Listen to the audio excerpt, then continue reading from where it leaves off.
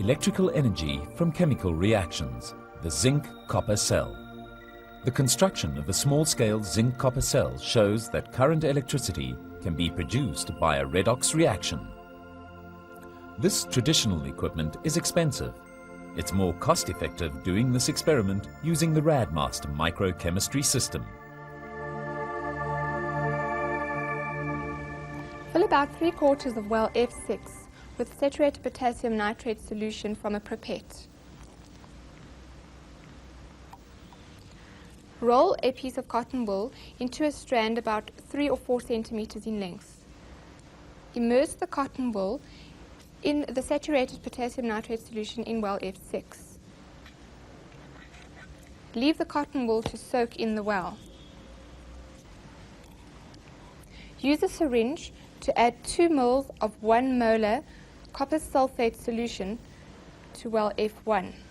Rinse the syringe thoroughly and then use it to add 2 ml of 1 molar zinc sulfate solution to well F2.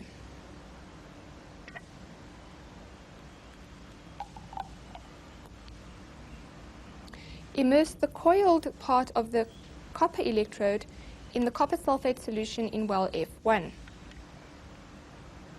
Immerse the coiled end of the zinc electrode in the zinc sulfate solution in well F2. Use the plastic forceps to remove the cotton wool strand from well F6 and squeeze any excess solution from it.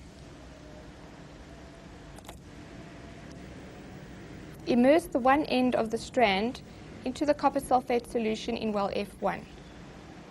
Immerse the other end of the strand into the zinc sulfate solution in well F2. Use a connecting wire to connect the zinc electrode to the negative terminal of the voltmeter. Use another connecting wire to connect the copper electrode to the positive terminal of the voltmeter.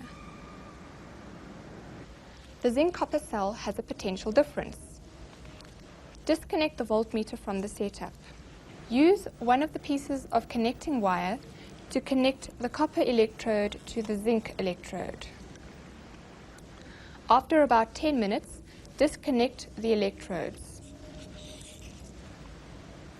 Remove the zinc electrode from well F2. Note that the zinc electrode has become blackened in color. Remove the copper electrode from well F1. Note that parts of the copper electrode have become dull in appearance. When a copper electrode is placed in a solution containing copper ions, a copper half cell is created. When a zinc electrode is placed in a solution containing zinc ions, a zinc half cell is formed. If these two half cells are connected via a salt bridge, a current flows in an external circuit. The cell has a potential difference which can be measured with a voltmeter. The potential difference results from the tendency of the zinc atoms to be oxidized to zinc ions, whilst copper ions are reduced to copper atoms.